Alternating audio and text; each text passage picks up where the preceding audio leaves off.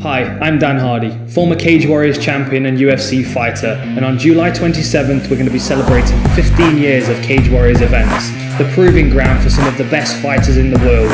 And I'm going to give you my countdown of the top 15 most prolific Cage Warriors fighters, a lot of names that you'll recognise, and some of the biggest names in the sport. Start with number 15, Jack the Hammer Marshman, one of the most exciting fighters that you'll see in the Cage Warriors cage. Always walking forward, a real game fighter that's got a lot of faith in his hands and in his punching power.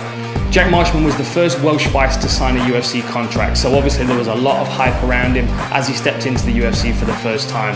And that debut in the octagon against Magnus Cedenblad was possibly the best performance of his career so far, representing Cage Warriors as the middleweight champion.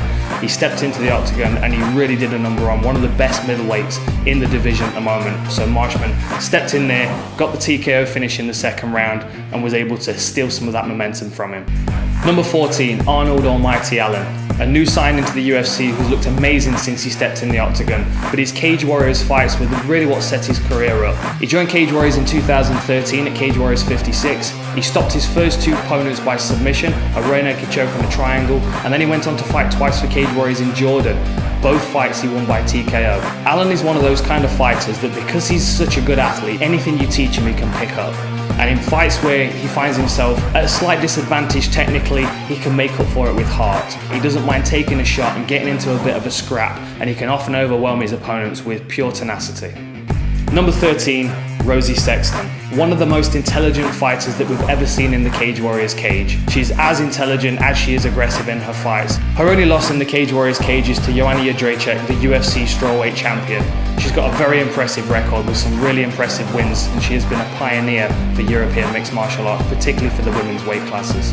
I really think it's that IQ and that brain capacity that allows her to dissect these opponents that she fights, and even when she's fighting someone that is as dangerous as some of the people that she's beaten on her record, she's able to put together these game plans that find her way into the fight and get her that submission that she's looking for.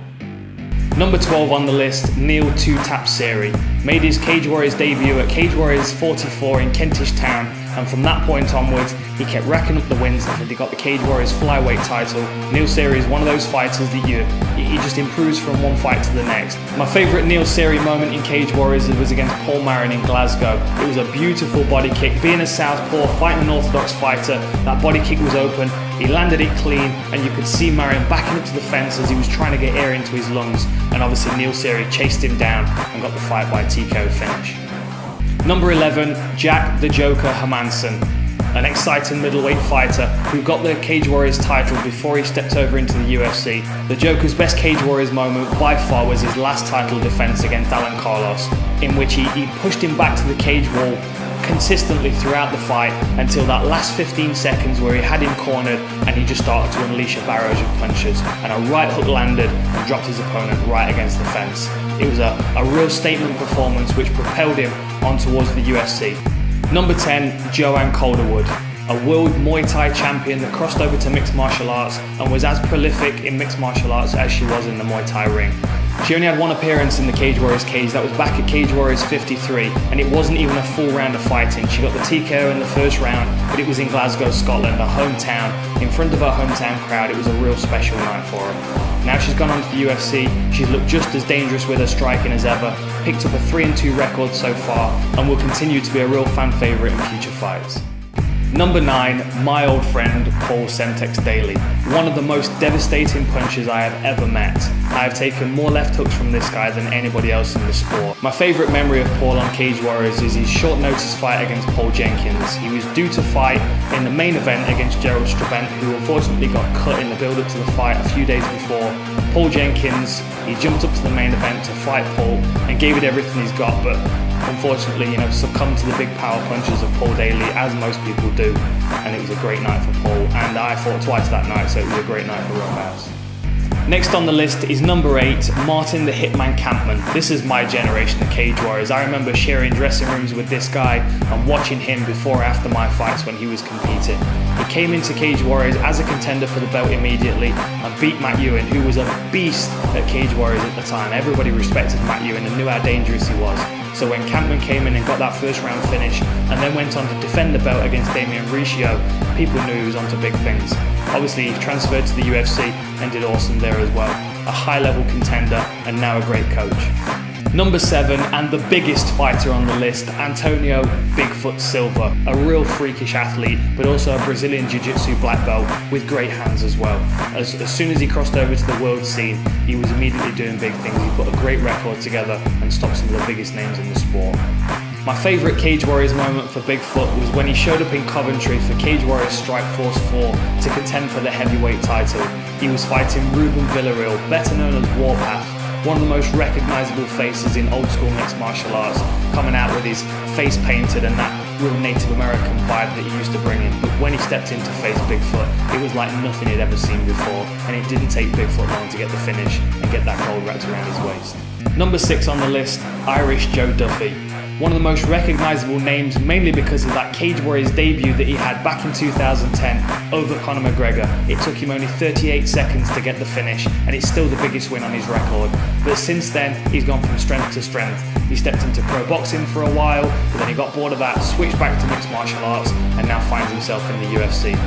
It's kind of difficult to choose my favourite Cage Warriors moment for Joe Duffy, because obviously there are two that come to mind. The Conor McGregor win was a big one, a 38-second submission, but his last fight in Cage Warriors against Julian Bossuge was a perfectly timed right knee to the chin as he was level changing, another quick first round finish, and that set him off on a UFC career that we're still watching today.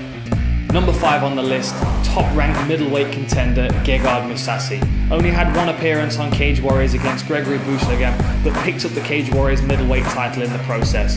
As you would expect, it was a nice, calm and collected performance. He was able to defend the submissions and then pound his fighter out with strikes. It was a really good performance, and as you can imagine, GEGARD MOUSASI adds that to his long list of credentials that sets him aside from most of the middleweights in the world. And that was the first Cage Warriors enter the Roughhouse. Probably the best event that the Cage Warriors brand's ever put on. Number 4 in the list, and I've been told that I have to include this name, is yours truly, Dan Hardy. I had 13 fights in the Cage Warriors cage, I won 12 of them, and I had some of my best learning experiences in the sport. I really built myself as a fighter in the Cage Warriors arena, and I will be forever thankful for the brand and for the organisation for supporting me. They got me some of the toughest fights in my career and some of the best fights in my career. And when I won that Cage Warriors welterweight title against Matt Thorpe, it was one of the toughest 5-round fights I've ever had. At that point in my career, that fight was actually comparable to the GSP fight. It was such a tough test. Matt Thorpe, 6'4", a very rangy fighter with all kinds of submission skills off his back, gave me all I could handle on that night. And I managed to squeeze out a decision and then go on to defend my belt after that. Number 3 in the list, and this is where it gets to the very top of the tree, Michael the Count Bisping, the UFC middleweight champion of the world, and one of the most natural fighters that I have ever seen and I have ever worked with. From the first time I saw him step onto the mats, he was able to grasp techniques quicker than anybody else I'd ever seen. All 4 of Michael's fights in the Cage Warriors cage were first round finishes. From his first fight, his debut against Dave Radford, where he got the first round stoppage and won the title, to his last one when he fought Ross Poynton and won by armbar within a minute of the fight. He's always been a very dynamic fighter, and after that defense against Ross Poynton, he moved on to Ultimate Fighter 3, and we all know what happened there. He won the season, and he's gone from strength to strength, and now he is the current UFC middleweight champion. Number 2 on the list, the best strawweight fighter on the planet today, JOANNE JEDRZEJCZYK. Former Cage Warriors fighter, now UFC world champion. She had one performance in the Cage Warriors cage against ROSI SEXTON, and it was a devastating performance against one of the toughest fighters that we've ever had in the Cage Warriors cage.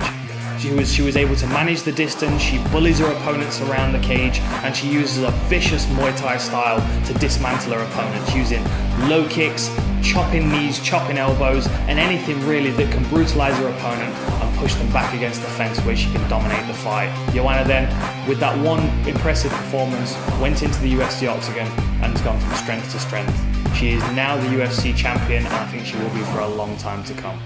Topping the list, in the number 1 position, I don't even need to really mention his name, the notorious one, Conor McGregor, a 2-weight champion in Cage Warriors that came in and picked up a loss in his debut against Joe Duffy back in 2010, but then put together 4 wins, picking up 2 titles in the featherweight and the lightweight division. And after that, he signed with the UFC, and the rest is history.